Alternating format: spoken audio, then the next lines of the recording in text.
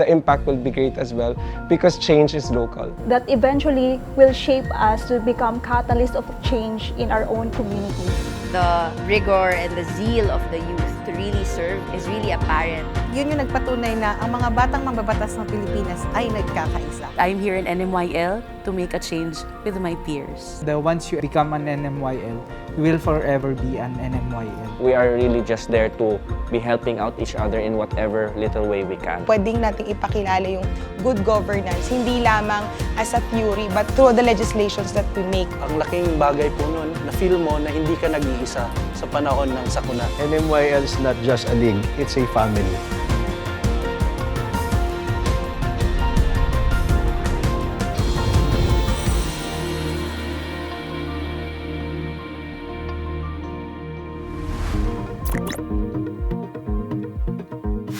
Ang unforgettable experience ko sa NMYL ay itong last term. Kasi feel ko, ito na yung mas mature ako. Ito na yung nahubog ako ng NMYL. Ito rin yung maraming opportunities na pumasok sa career ko as a public official, networks, fellowships, everything, name it. NMYL is not just a league, it's a family. My most memorable and unforgettable experience ng NMYL was during the 2022 national elections ng NMYL. Because during that time, yun lang yung patunay ko na when you enter NMYL, hindi ka kailangang makulayan because we are as one. Yun yung nagpatunay na ang mga batang mambabatas ng Pilipinas ay nagkakaisa. Yung most memorable experience ko sa NMYL, meron akong top 3 in mind. So yung una, when we went to Singapore sa Lee Kuan Yew University for an executive program, kasi it made me realize na in a network like NMYL, yung magta-transcend ka sa boundaries ng locality mo and you will be able to meet a lot of people, young leaders na makakakuha ka ng mga inspiration with them. Pangalawa, when I was part of the regional officers ng Calabarzon NMYL, it's also memorable kasi nakita ko doon kung paano nag-collaborate yung iba't ibang young leaders from our region. And yung pinakahuli, ito, when I became the provincial chair because hindi ko siya in-expect pero gusto ko siyang gampanan kasi gusto kong patunayan na may ibubuga ang Cavite pagdating sa NMYL.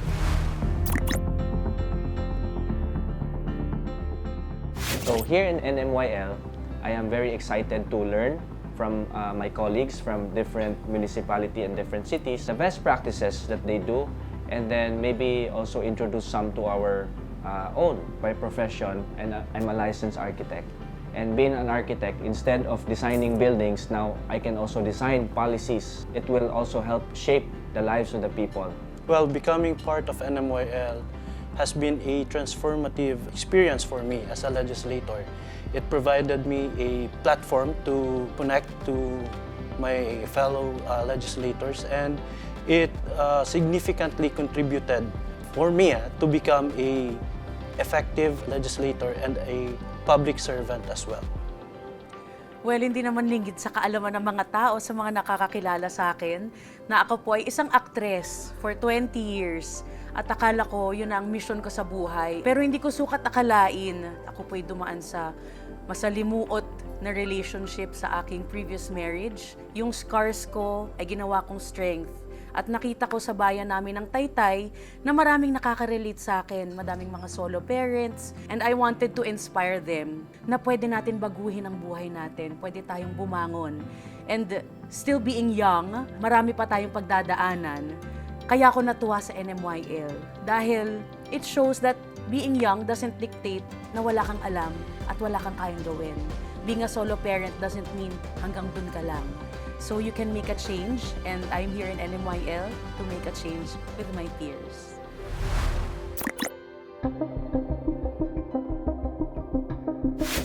One of the challenges that we face as young legislators, especially in my province in Zamboanga, Sibugay, is the lack of awareness about the NMYL, its programs, projects, and learning opportunities that eventually will shape us to become catalysts of change in our own communities.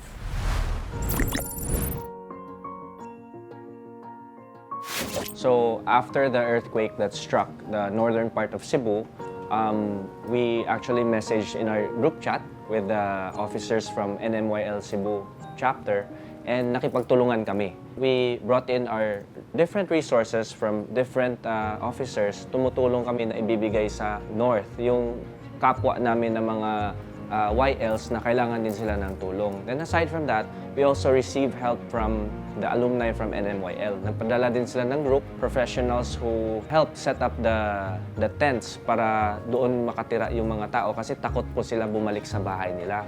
And then not long after, we were also hit by the typhoon. Talagang affected din kami mismo from Cebu City. So other YL members from other municipalities also came in to help. So kumbaga, yung parang pagka-family, nandoon talaga na we are really just there to be helping out each other in whatever little way we can. Ang NMYL Masbate po, agarang nag-organize ng relief operations para sa mga bayan na nasalanta talaga ng Bagyong Upong. Kaya gusto kong i-take tong opportunity na to para magpasalamat sa buong NMYL organization. Kasi agaran po yung pagtugon nila sa mga nasalanta ng mga kababayan ko doon sa probinsya ng Masbate. Ang laking bagay po nun na feel mo na hindi ka nag-iisa sa panahon ng sakuna. So, Liwanag sa Dilim started because the island municipality of Calayan was severely hit with Typhoon Nando. So, it was collective effort sa regional officers and nag-reach out yung NMYL from Calayan na mawawalan sila ng kuryente for at least 2 months. And that's when hit us na siguro ang kailangan is electricity. So, that's when we thought na why not give them solar lights. So, that's Liwanag sa Dilim. Liwanag sa Dilim naman, of course, hindi siya magiging effective kung wala siyang fundings. And hindi kami makakapagbigay ng solar lights kung wala kaming pagkukunan. So, naisip namin na magkaroon ng program or gawin yung pagbebenta ng shirt as a fundraising. So, kaya pumasok yung apparel, yung merch namin. Since nga later, naisip namin na eto na yung maging project natin kapag kami mga disaster. Liwanag sa Dilim na yung gamitin natin as a fundraising. And kaya kami nag-launch nung Good Governance series. Ito namang design na to, may mga statement siya promoting good governance. Siguro sa amin kasing Liwanag sa Dilim, it addresses 2 types of calamities. One is natural calamity that we face, but the other one is the most difficult calamity of all, corruption in the country. We want to be responsive to the needs of our constituents, lalong-lalo na sa Region 2. But at the same time, to set a clear message that we are part and we want to demand for good governance, hence the Good Governance series. When we look back into our term, we want to encapsulate our term as Liwanag sa Dilim. And I hope magkaisa tayo sa layunin na pagandahin pa yung Pilipinas. We can do it para mas makapangatawanan natin yung pagiging liwanag sa dilim. Bilang isang councilor ng Taytay Rizal, na proud bilang Garments Capital of the Philippines, alam ko po na maraming mga politiko, especially government workers din, ang required na mag-Filipiniana every Monday. Kaya gusto kong dalhin ang aming livelihood sa iba't ibang parte dito sa Pilipinas through NMYL. Ang aking pong dadalhin sa NMYL, ang aking advokasya sa climate resiliency.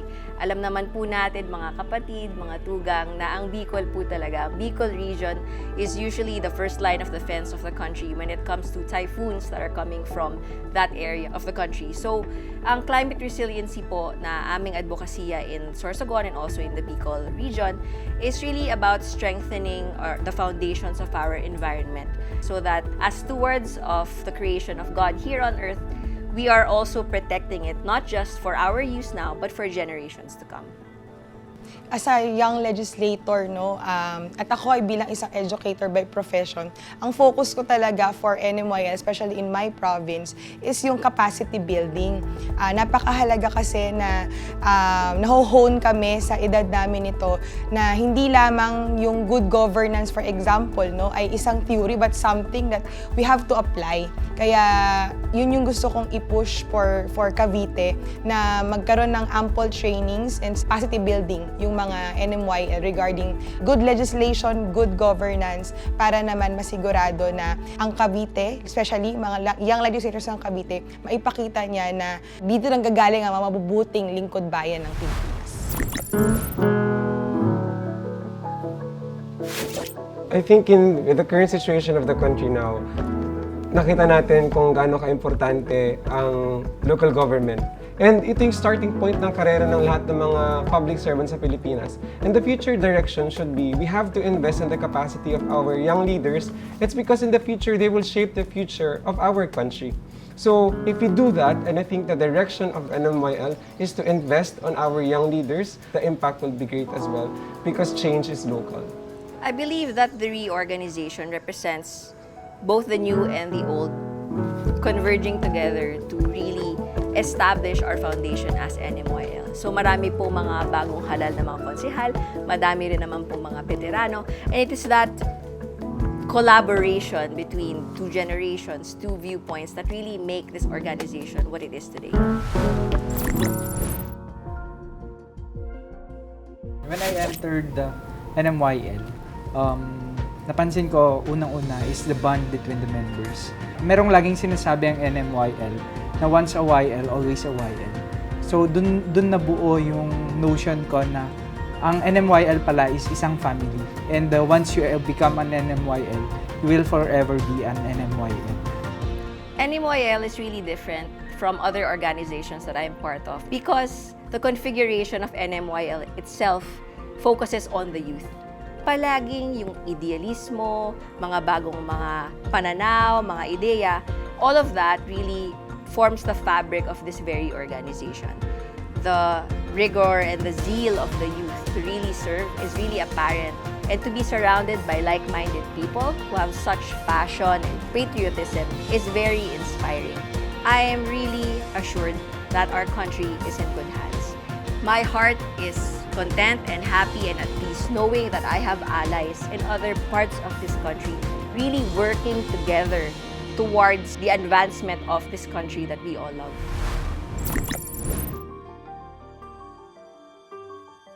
Okay, sa kinakaharap natin ngayon bilang isang bansa, ang maipapayo ko sa mga bago na NMYL members, just continue to push for your idealism na eventually you translate into a reality. Maraming negativity na nangyayari in different parts of our country, pero as a young legislator, mahalaga rin na alam mo yung values mo, alam mo kung ano yung mahalaga sa'yo bilang isang lingkod bayan. Good governance is an advocacy, but more so, good governance is also a necessity, especially ngayon. Kaya sana sa bawat kapwa ko mga batang mambabatas, yun yung i-push natin, ipakita natin na pwedeng natin ipakilala yung good governance, hindi lamang as a theory, but as through the legislations that we make, we incorporate transparency, accountability sa lahat ng mga ginagawa natin para masabi naman natin na nasa atin talaga ang pag-asa ng bayang ito. Happy 35th Anniversary National Movement of Young Legislators! Mabuhay ang kabataang mambabatas ng Pilipinas!